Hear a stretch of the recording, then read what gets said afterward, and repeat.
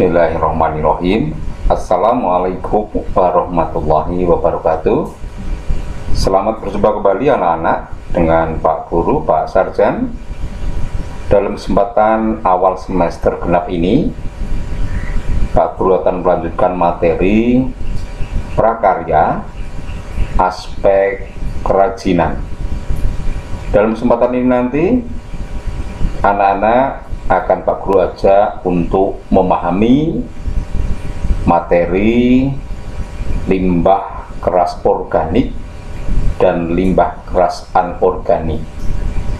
Pada pertemuan kali ini nanti masih berkisar tentang pengertian jenis, macam, dan karakteristik limbah organik dan limbah anorganik, khususnya limbah keras. Sudah siap anak-anakku? Baik, mari kita ikuti untuk materi selanjutnya. Namun sebelumnya, masih stay at home, tidak kemana-mana, dan selalu mengenakan masker, selalu cuci tangan, dan jaga jarak dengan yang lain.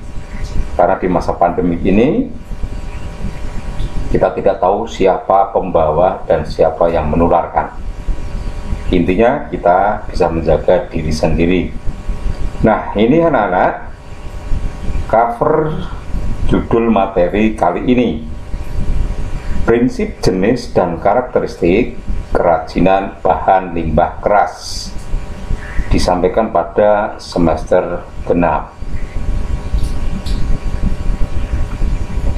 Nah, anak-anak semua, sebelum Pak Guru lanjut masuk kepada materi, jangan lupa setelah melihat tayangan ini nanti, di akhir materi kalian ada tugas yang harus dikerjakan.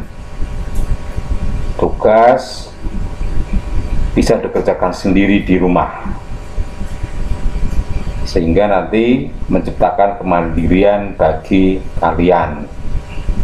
Dan sebelum masuk ke materi anak-anak dan kepada seluruh pemirsa, mohon tolong untuk dibantu saya dengan menyentuh subscribe-nya bagi yang belum, juga like, jempol ke atas disentuh, dan bagikan, share kepada teman-teman yang lain ataupun kepada Bapak Ibu guru yang lain, agar materi ini bisa berkembang. Untuk saya pribadi, dukungan dari anak-anak semua dan Bapak Ibu guru yang lain sangat berpengaruh kepada saya.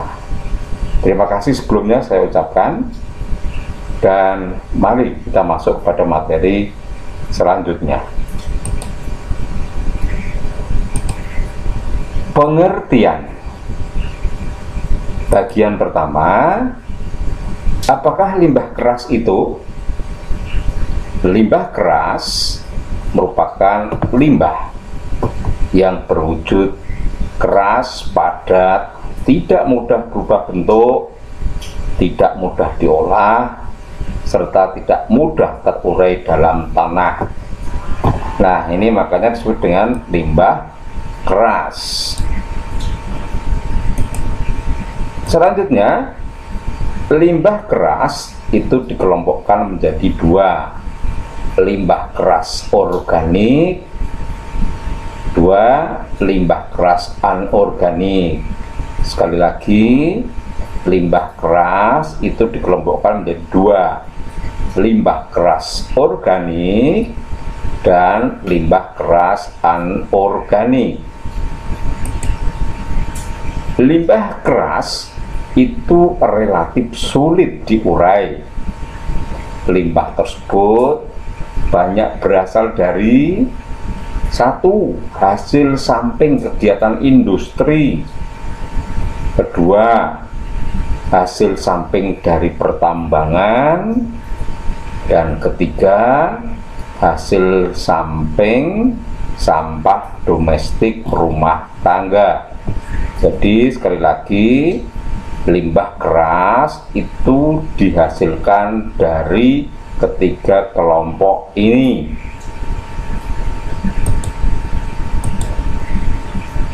Proses pengolahan limbah organik secara umum, pahami ini ya, ini bukan limbah keras, tetapi limbah organik yang lain yang tidak masuk dalam kelompok limbah keras. Maka proses pengolahannya itu biasanya ada 3, yaitu proses pengolahan limbah yang digunakan untuk makanan ternak, ya, untuk makanan ternak, daun-daun, kemudian hasil pertanian dan seterusnya. Kemudian yang kedua, composting, pengkomposan. Apa itu? Yaitu upaya pengolahan sampah sekaligus mendapatkan bahan-bahan kompos sebagai penyubur tanah. Adakah yang sudah pernah membuat kompos? Nah, nanti kalau bisa dicoba, cukup bagus untuk bisa menyuburkan tanah. Kemudian pengolahan limbah organik yang ketiga itu biasa dijadikan sebagai biogas, gas yang dapat digunakan sebagai bahan bakar yang dihasilkan dari proses pembusukan sampah. Ini kalau ada yang belum pernah melakukan pembuatan kompos, di sini Pak Guru berikan satu alur gambar alur pembuatan kompos. Ini ya, di sini pembuatan kompos mulai dari awal sampai ke akhir ya, dari sini ke kanan, ke bawah, terus ke kiri. Sampah dikumpulkan, dipotong-potong menjadi kecil-kecil dan seterusnya, lalu dilanjutkan proses seperti ini ya. Berikutnya, proses pengolahan limbah anorganik. Sekali lagi, yang ini masih termasuk bukan limbah keras. Bagaimana proses mengolahnya? Nah, perhatikan ada 3 metode, yaitu metode yang pertama adalah metode sanitasi, atau dalam bahasa Inggris disebut sanitary landfill, yaitu suatu metode pengolahan sampah terkontrol dengan sistem sanitasi yang baik. Metode yang kedua adalah pembakaran, dalam bahasa Inggris disebut dengan incineration, yaitu membakar sampah di dalam alat insinerator. Hasil pembakarannya akan berupa residu pembakaran. Apa itu residu? Ya, residu boleh dikatakan sebagai abu, arang, dan sebagainya. Maka itu adalah pupuk yang sangat bagus untuk menyuburkan tanaman. Kemudian metode yang ketiga adalah penghancuran, atau disebut dengan pulverization atau pulverization. Penghancuran sampah dilakukan di dalam mobil pengumpul sampah yang telah dilengkapi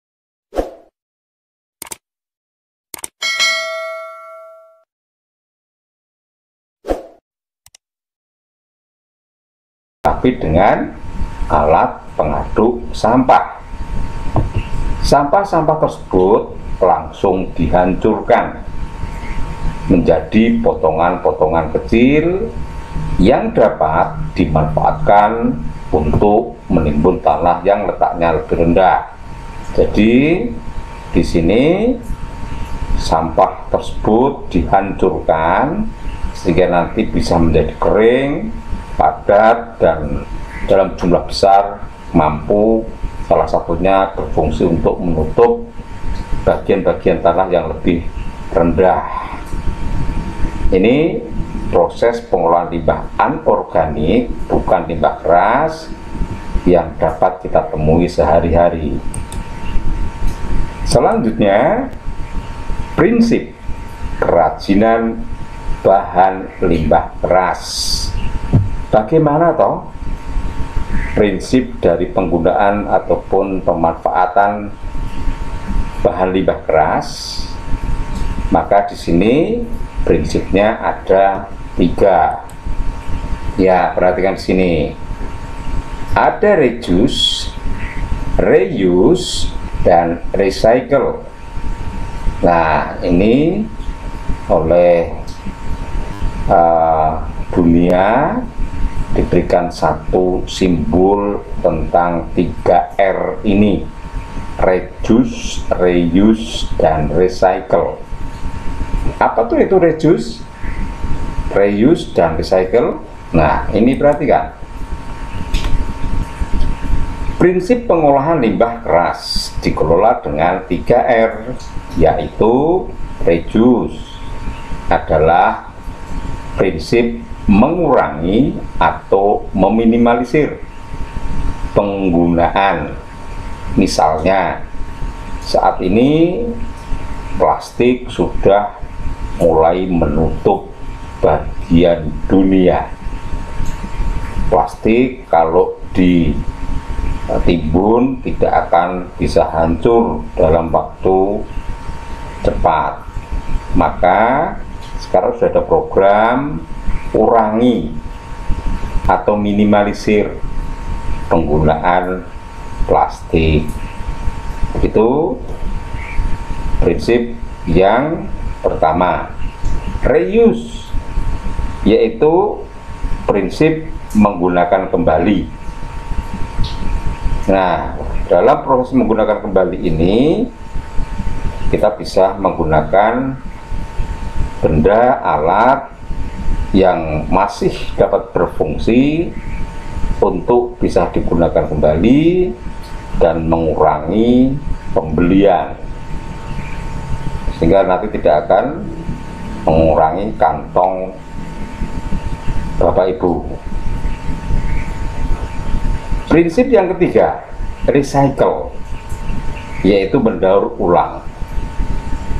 Benda-benda yang sudah tidak terpakai, sudah dianggap tidak berfungsi, kemudian dapat didaur ulang, dapat diolah kembali, dibentuk menjadi sesuatu barang yang berguna bagi manusia. Selanjutnya, jenis-jenis limbah keras. Nah, sekarang kita sudah masuk fokus pada limbah keras.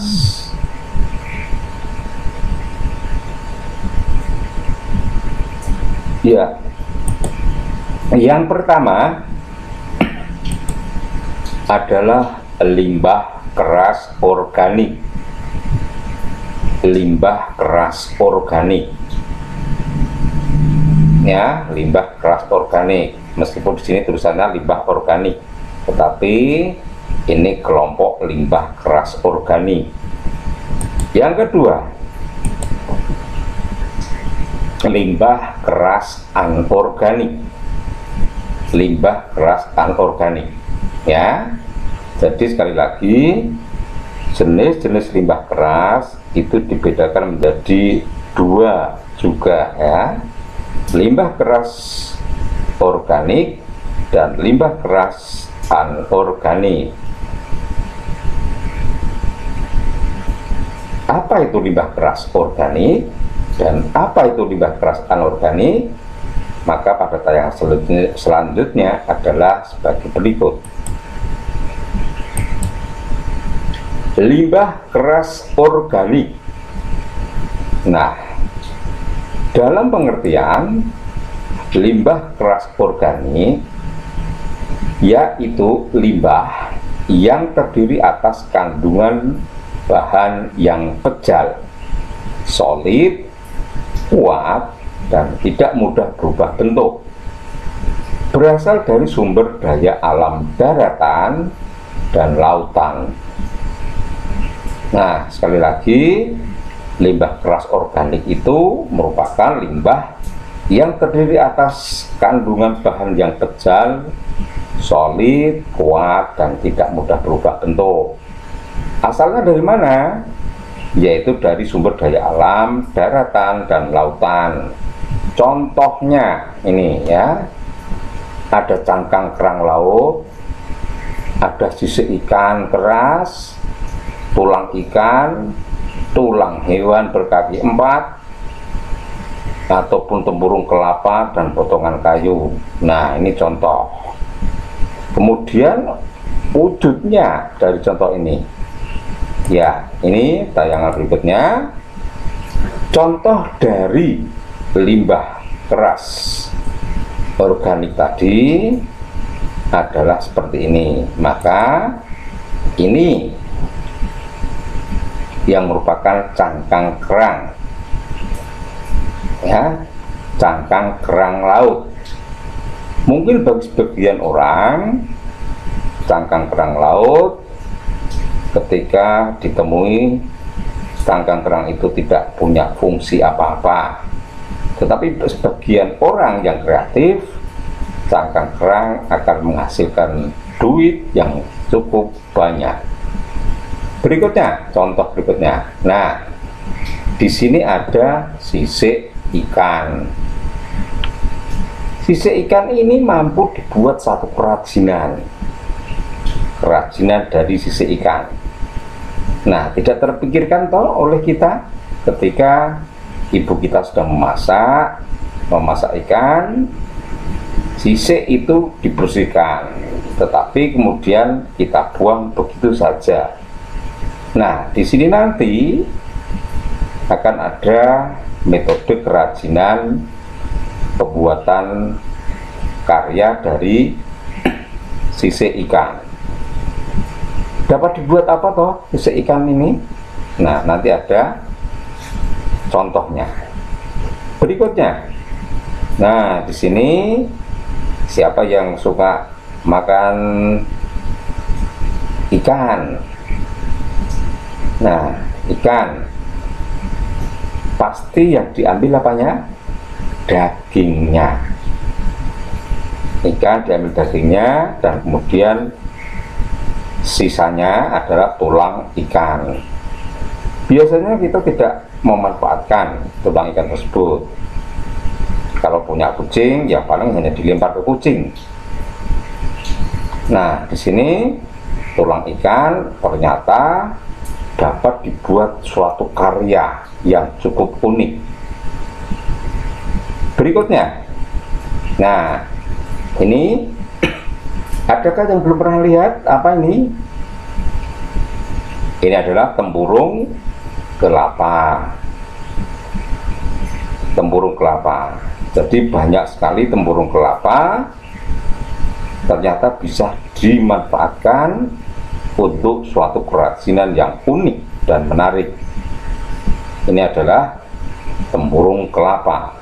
Berikutnya, nah, sebagian orang mungkin menganggap potongan-potongan kayu ini tidak berguna. Kalau masih punya dapur dari kayu, paling hanya dibakar untuk perapian. Tetapi di tangan orang yang kreatif, potongan-potongan kayu ini akan menjadi suatu karya kerajinan yang sangat menarik dan bernilai ekonomis tinggi. Lanjut.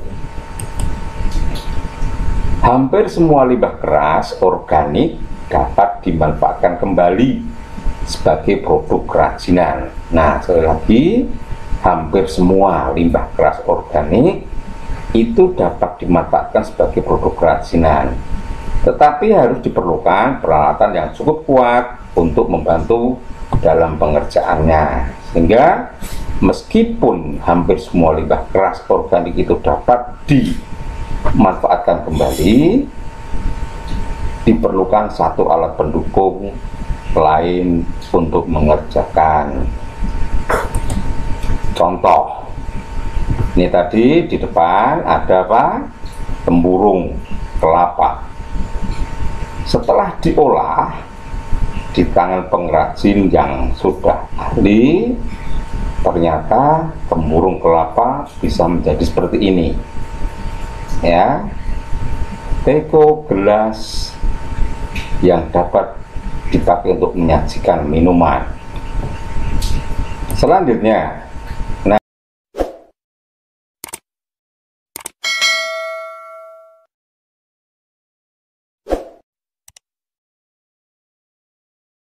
nah, tadi kita sudah melihat ibu memasak di dapur mau menggoreng ikan, sisiknya dihilangkan. Ternyata sisik ikan dibuang begitu saja. Sayang. Di sini sisik ikan itu melalui proses yang lumayan panjang, dapat dimanfaatkan menjadi anting-anting, hiasan sandal, dan juga kalung. Ini ya, ini berasal dari bahan limbah keras organik sisik ikan. Contoh yang lain, potongan kayu yang tadi serasa tidak ada manfaatnya, hanya dipakai untuk perapian, tetapi di tangan seorang pengrajin, potongan kayu tadi menjadi hiasan relief yang cukup menarik, ukiran-ukiran yang cukup membuat hati kita kagum. Nah, ini ya, ini adalah karya kerajinan dari potongan-potongan kayu yang sudah tidak berguna. Contoh yang ketiga, 4, adalah ini. Ini dari apa kira-kira? Perhatikan bagian depan. Ini seperti mata, bagian bekas mata. Ini bekas mulut. Oh, ini adalah kerajinan dari tulang ikan, dibuat menjadi seperti kapal. Nah, cukup unik bukan? Ini ya. Nah, selanjutnya limbah keras anorganik. Apakah itu limbah keras anorganik? Perhatikan di sini pengertiannya. Limbah keras anorganik yaitu limbah yang terdiri atas kandungan bahan yang kuat dan tidak mudah dihancurkan dengan alat biasa, melainkan harus menggunakan teknologi tertentu seperti pemanasan, pembakaran, dan penghancuran. Ini yang paling susah, limbah keras anorganik. Perhatikan di sini. Ini ada pecahan kaca, botol plastik, kantong kresek, kaleng, kertas. Nah, pada gambar ini dicontohkan limbah keras anorganik. Berikutnya, contoh dari limbah keras organik tadi, anorganik tadi ya. Ini contoh dari limbah keras anorganik adalah pelat-pelat dari logam, pecahan keramik, pecahan kaca, wadah atau botol plastik, dan juga kaleng. Sekali lagi, contoh bahan limbah keras anorganik diantaranya ada logam, pelat-pelat dari logam, kemudian pecahan keramik, pecahan kaca, wadah botol plastik yang sudah tidak berguna, juga kaleng yang sudah selesai digunakan. Contoh, ini wujud di tempat pembuangan limbah keras banyak plat logam yang sudah tidak terpakai, banyak yang berkaratan, banyak yang berubah warnanya. Nah, ini adalah plat-plat dari logam yang sudah tidak digunakan. Ini juga biasanya setelah merenovasi rumah, mengganti alas lantai, keramik itu berserakan, tidak terpakai, tidak berguna.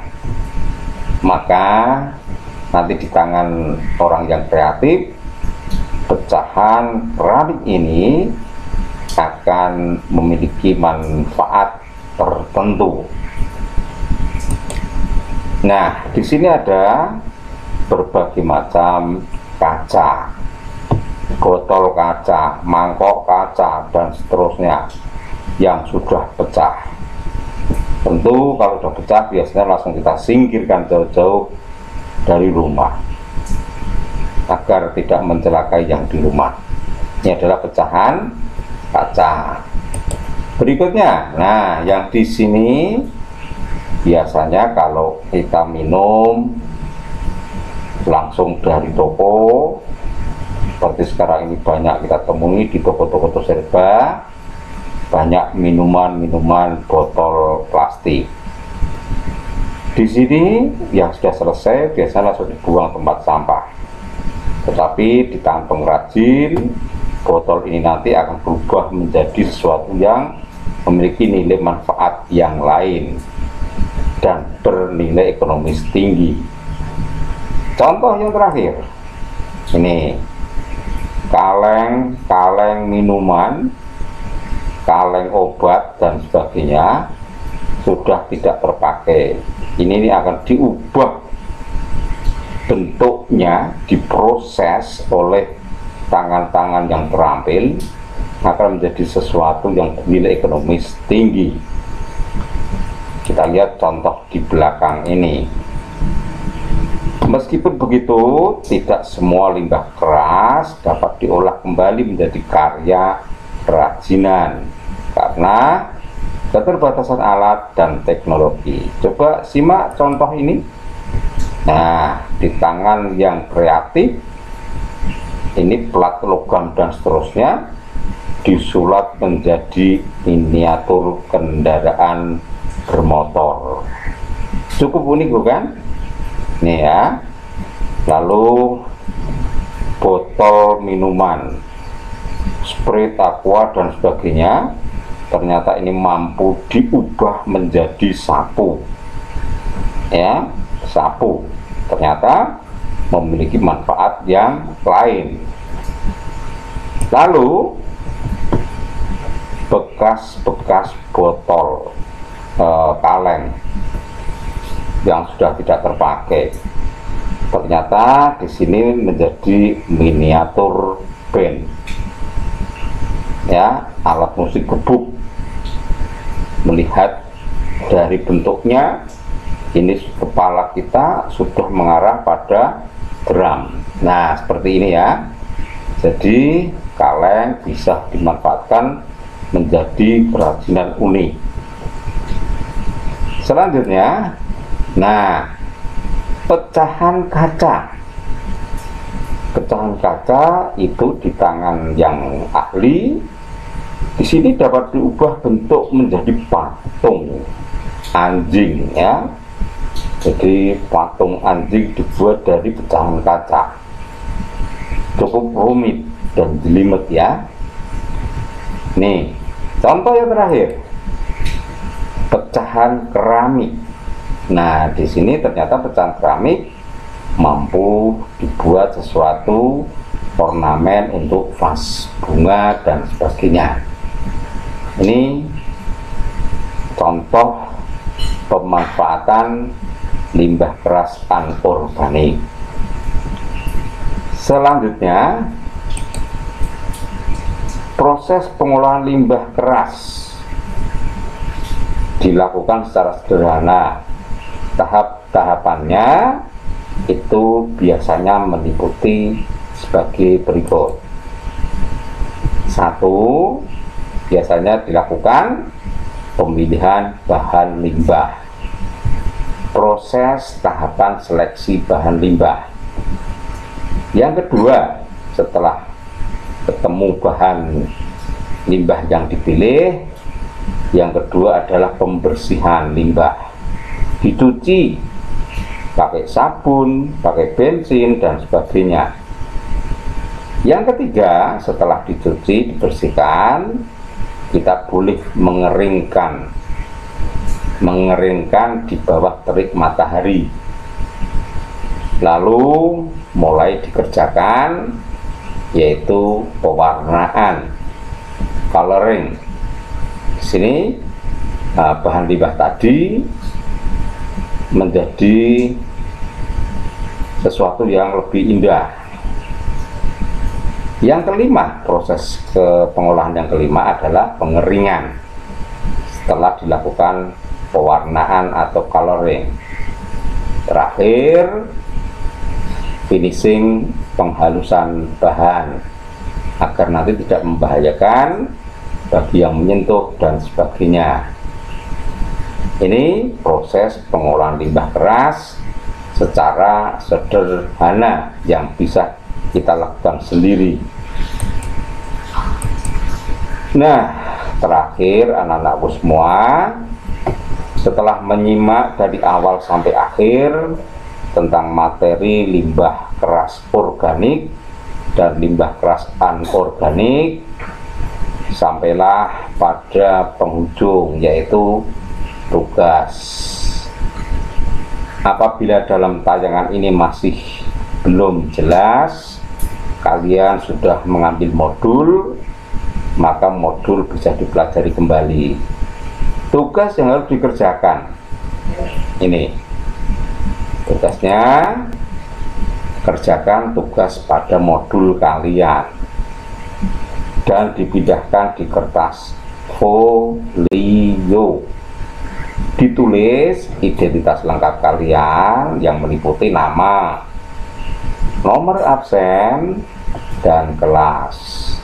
Ini semua di samping memudahkan Pak Guru untuk melakukan penilaian, ini juga nanti menghindari adanya diambil oleh orang lain. Modul yang harus dikerjakan itu di halaman berapa? Halaman 14, 15, dan 16. Dan yang dikerjakan silahkan ikuti di modul, yaitu lembar kerja 1.2 dan lembar kerja 1.3. Demikian anak-anakku semua, materi kita pada hari ini, yaitu pengertian jenis karakteristik bahan limbah keras organik dan limbah keras anorganik. Untuk itu, setelah nanti kalian mengerjakan, jangan lupa dikumpulkan di sekolah dengan tetap menerapkan protokol kesehatan. Dikumpulkan di box kelas lobi sekolah. Nah, untuk itu setelah ini nanti materi kalian bisa pahami, bisa mengerjakan tugas, materi minggu depan dan minggu selanjutnya sudah Pak Guru siapkan 2 judul. Inilah materi yang akan datang. Prakarya kelas 8. Setelah pertemuan ini, materinya adalah ini, produk kerajinan dari bahan kaca, plastik, dan kerang. Nanti Pak Guru akan